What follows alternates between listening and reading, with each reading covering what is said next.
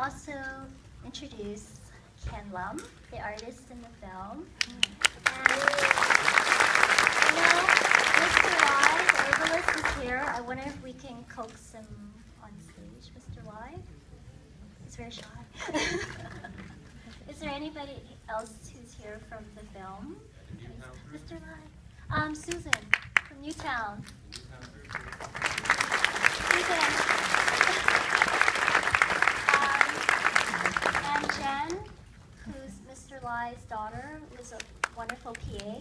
We hired her when we found out he had a daughter in arts, and he said no for like 6 months, and he still said no after we hired her. But then we managed to coax him into participating in the film, and thank you so much. Yeah, I think maybe I can start with just saying some follow-ups of what's happening now. Mr. Lai, I just found out a few weeks ago that the landlord put his building on market for 10 years, and it was recently sold. So we don't know the future of the herbalist store. And also Kwan, the newspaper vendor, she retired last year. And then I saw her over the summer, and she's back. So she's out of retirement at 93 years old. So come see her. She's on Keeper Street. And also Olivia from Treasure Green, she has decided to postpone her spiritual studies, so she's continuing on with Treasure Green. It's doing very well. And she wanted me to personally invite all of you to come for a tea tasting, because she's amazing, and to talk about Chinatown or Taoism. So those are the updates for everyone. Well, I have a question. I've been to a lot of film festivals. I've never seen a film that basically, if you knock down the wall of the theater, is what you'd see outside. It's about as personal, as close to home. Your Vancouver premiere here. How does that feel to show your film and basically at the very heart of where you've shot it? Well, the inspiration, that's a good question. Yeah, I mean, the inspiration of making this film is like this sort of, this ache that I felt seeing Chinatown change so much. And I remember as a kid walking through Chinatown and with my parents every weekend, because my parents who are here worked in Chinatown, and every time we saw people on the streets, they asked us to address them as an aunt and uncle, because it really, even though they weren't, but it really felt like this great sense of community, right? So this is a very, very important screening for me, because I wanted to share it with all of you and all of you who remember the vibrancy of Chinatown, and to want to preserve some of that vibrancy as well. And then my cousins are here, and my sister's here, my mom and dad. Mom and dad, stand up.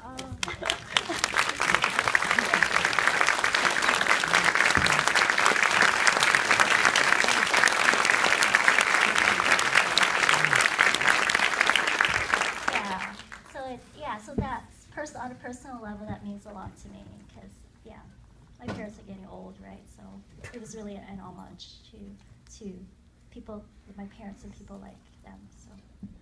Any questions from the audience? Yes. Please. The two people who were on the sidewalk and were asked to leave by security, did you ask them for permission to use their images? Yes. We went through the National Film Board, so it was, we had somebody signing release forms, so that would be a question for my producer, David Christensen. Is your producer here? No, he's not. He's Very not. nice. Yes, but you know what, I will give you his email, his contact information, and he can address that for you. Please. I was born and raised in Chinatown, and the mother used to work for me. I want to keep the laundry. I can meet her afterwards.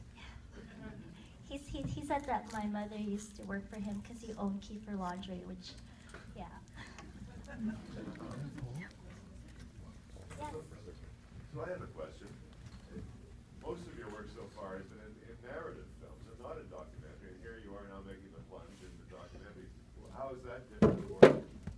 Oh, it's a completely different way of working because in narrative film, it's a really constructed, you know, you have a script and it's really, there's more of a sense of control, whereas when we're shooting documentaries, especially choosing this type of documentary, an observational one, that there's way less control. And also it's really about listening and observing, and also empathy, because you have to have a high level of empathy to really make a good doc, you know. And there's been we all know how much filming gets done in Chinatown, in part of town. Was there a certain mistrust when they see you coming in as a big shot Hollywood production? No, because our crew was very skeletal, right? And we never took the camera. We spent a year, Teresa, my researcher, and I, getting to know the people, and so we didn't have a camera. We spent a year getting to know the community before we actually went in and started to shoot, right? So and the turning point, and a lot of people said no to us, but the turning point was when the security guard, you know, we explained to him, he understood what we were doing, so we followed him. He patrolled the streets for 20 years, so he knew everybody, and so he was sort of like that seal of approval for us, you know, and yeah, because we had a lot of no's, because you know, like Mr. Lai, like, they want to affect his livelihood, and he didn't understand what we were doing, so yeah.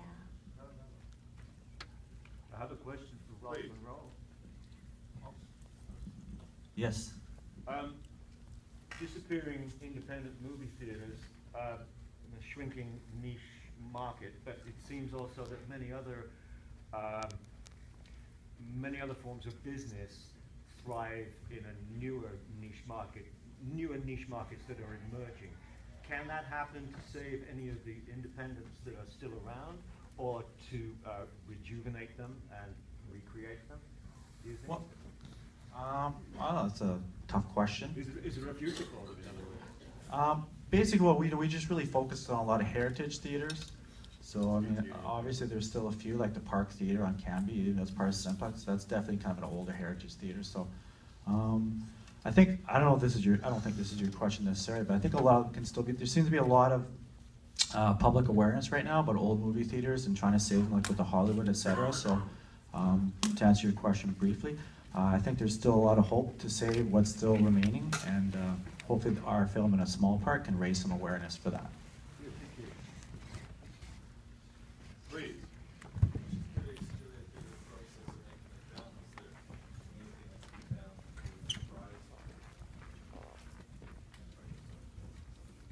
The question was, did I find anything surprising in the process of making the film?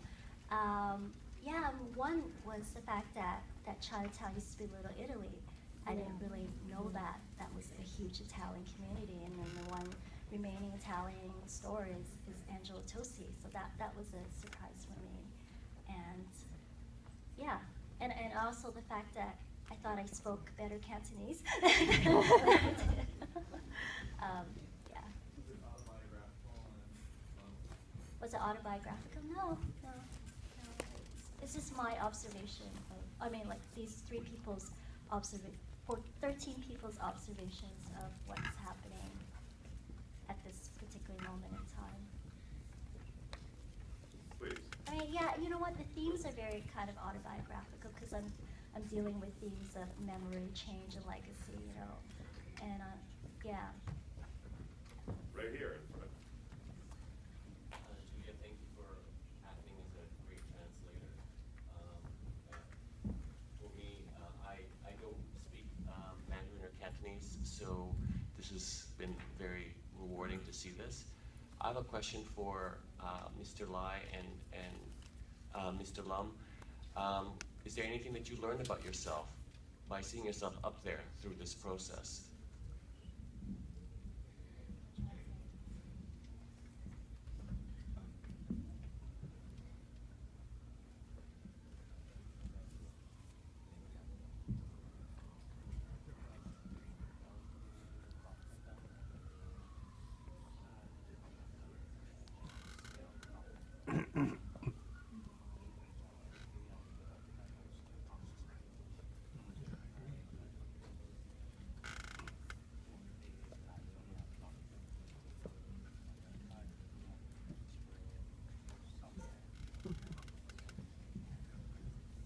basically just very melancholy, just melancholic.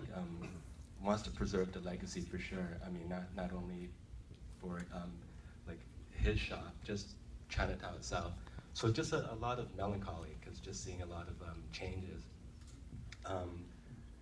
That pretty much sums it up. Like for me, I didn't realize that I loved the community as much as I did. I mean, you saw when I closed the shop, I could have just went back to being a graphic designer, but I chose not to because I just thought that there was just a little bit more to do, and we're probably both kind of on the same boat.